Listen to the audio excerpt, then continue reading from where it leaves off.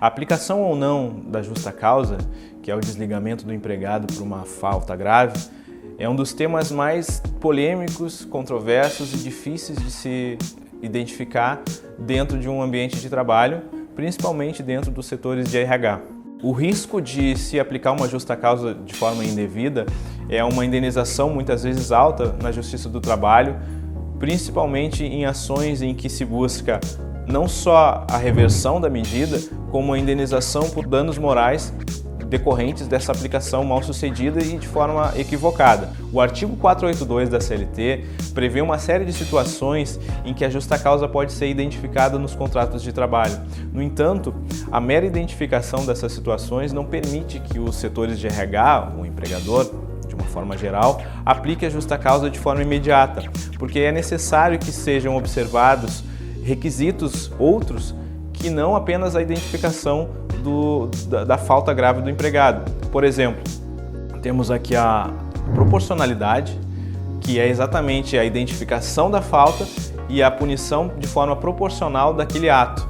Vamos pegar um exemplo de um empregado que falta reiteradamente sem justificativa. Aquele empregado, antes de se aplicar uma justa causa em relação a ele, deve ser punido de forma gradual, ou seja, ele precisa primeiramente ser advertido, preferencialmente por escrito.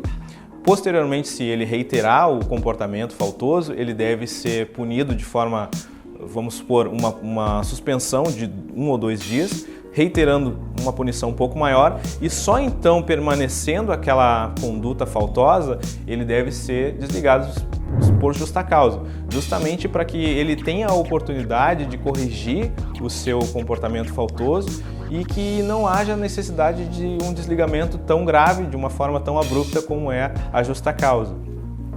Além da proporcionalidade e o que gera maior complexidade no tema, exige-se também a imediatidade, que é uma situação em que o empregado ele deve agir imediatamente a cada falta praticada pelo empregado. Vamos pegar aquele exemplo novamente do empregado que faltava. A cada falta sem justificativa, ele deve ser punido de forma imediata. Ou seja, o empregador, tomando conhecimento daquele ato faltoso, deve imediatamente, na primeira oportunidade, aplicar uma advertência, aplicar uma suspensão e, inclusive, aplicar a justa causa. Obviamente, existem situações em que o empregador não toma conhecimento por outros motivos da falta do empregado. Por exemplo, em casos de suspeita de roubo, suspeita de furto dentro da empresa, somente após a investigação ou averiguação ou a finalização de uma investigação policial é que o empregador pode tomar conhecimento do responsável por aquele ato faltoso.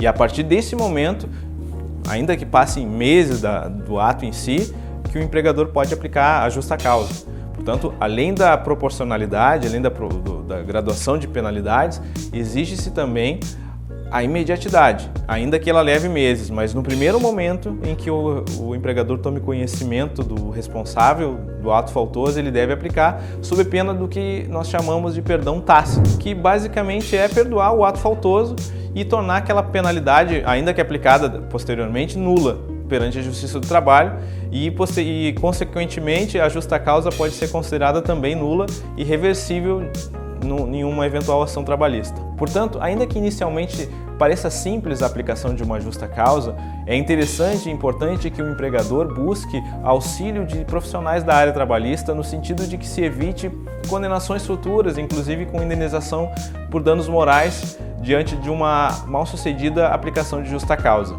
A Mazardo e Coelho Advogados possui profissionais qualificados e experientes para atuar a favor ou em conjunto de sua empresa, trazendo soluções jurídicas, evitando prejuízos futuros. Conte conosco!